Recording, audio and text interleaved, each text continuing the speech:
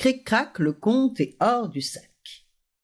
Il y avait une fois un brave paysan qui cultivait paisiblement sa terre. Il ne demandait rien à la vie, sauf de voir grandir paisiblement ses enfants. Hélas, pour son malheur, il avait pour seigneur un ogre. Et l'ogre était voleur. De temps en temps, il lui volait une poule ou alors un mouton ou même parfois une vache. De plus, l'ogre réclamait à chaque fois sa part de la récolte.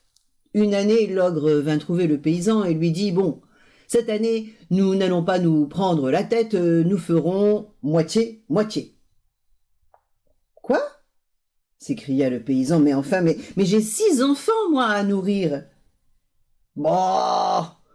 dit l'ogre. « Bah, ils sont tout petits, tes enfants, ils ne mangent pas grand-chose. Alors, bon, bah, voilà ce qu'on va faire. Moi, je prendrai ce qui pousse au-dessus de la terre, et toi, tu prendras ce qui pousse sous la terre. » Et l'ogre s'en alla, le cœur réjoui par la mine désespérée du pauvre paysan. Celui-ci alla trouver sa femme. « Mais comment allons-nous faire? Nous allons mourir de faim. » « Mais ne t'inquiète pas, répondit la femme, il suffit de bien choisir ce que nous allons cultiver. Alors, ils semèrent des radis, des carottes, des navets, des betteraves, des pommes de terre. Et chaque fois que l'ogre venait chercher sa part, il n'avait que des feuilles. Le paysan, lui, gardait ce qui pousse sous la terre, c'est-à-dire la meilleure part.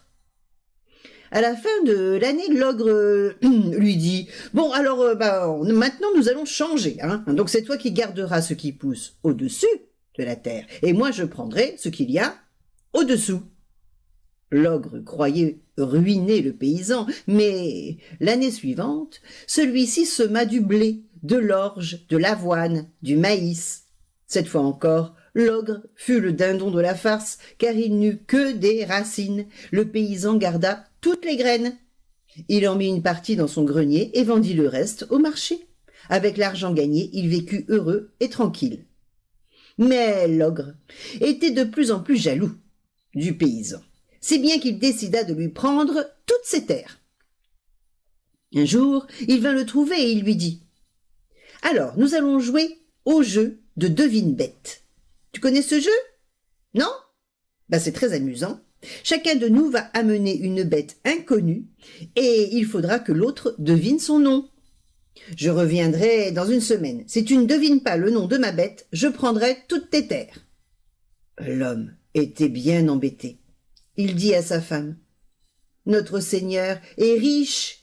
Il va acheter une bête inconnue, venant de quelque pays lointain. Mais moi, je n'ai que des poules, un cochon, quelques vaches. » « Ne t'inquiète pas, répondit sa femme. Moi, je vais te trouver une bête extraordinaire, tu verras.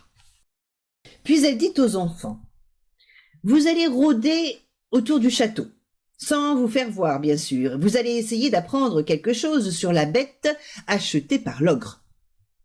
À tour de rôle, les enfants allèrent espionner le château, et au bout de 2 ou 3 jours, l'un d'eux revint en courant. Tout essoufflé, il dit à ses parents, j'ai vu arriver une charrette qui transportait une cage.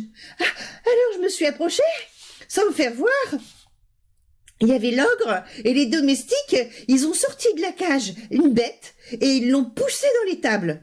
Elle voulait pas avancer, alors l'ogre s'est mis en colère. Il criait « Allez, mais avance, maudite licorne de Pamplune !» Le paysan se frotta les mains. « Bravo, mon garçon, nous sommes tirés d'affaire. » Le matin du jour où l'ogre devait venir, la femme du paysan se mit toute nue. Puis elle se frotta le corps avec du miel, et ensuite elle alla se rouler dans les plumes des volailles qu'elle avait tuées la veille. Son mari la regardait faire, éberlué. Elle lui dit de lui attacher une paire de cornes sur la tête, puis elle se mit à 4 pattes dans l'étable, et ils attendirent la venue de l'ogre. Celui-ci ne tarda pas à arriver, tirant sa bête au bout d'une corde.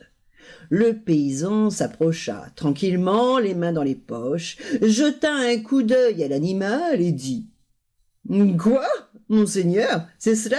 que vous appelez une bête inconnue? Bah, c'est tout simplement une licorne de Pamplune. » De stupéfaction, l'ogre faillit avaler sa moustache. Il s'écria: « Ah, ça? Mon garçon, je ne te savais pas si savant. Je ne prendrai pas les terres, puisque tu as trouvé. Mais moi, si je devine le nom de ta bête, tu devras me donner 50 pièces d'or. Allons-y. » Le paysan le conduisit à l'étable, et l'ogre se mit à examiner la femme. Il marmottait: « Voyons, voyons. Elle a des plumes, mais elle n'a pas d'ailes. Elle a 4 pattes, elle a des cornes. Une vache peut-être? Ah non, non, non, elle a les mamelles entre les pattes de devant, et en plus elle n'a pas de queue. Oh, mais qu'est-ce que c'est que cette bête? » Alors la femme se mit à regarder l'ogre d'un air très méchant, en montrant les dents et en faisant grrrr, comme si elle voulait lui sauter dessus et le mordre. L'ogre prit peur. Il s'enfuit de l'étable en courant si vite qu'il trébucha et plouf, il tomba dans la mare. On entendit glou, glou, glou, puis plus rien. L'ogre s'était noyé. Enfin débarrassé de son méchant seigneur, le paysan vécut tranquille en regardant grandir ses enfants. Cric-crac, le compte est dans le sac.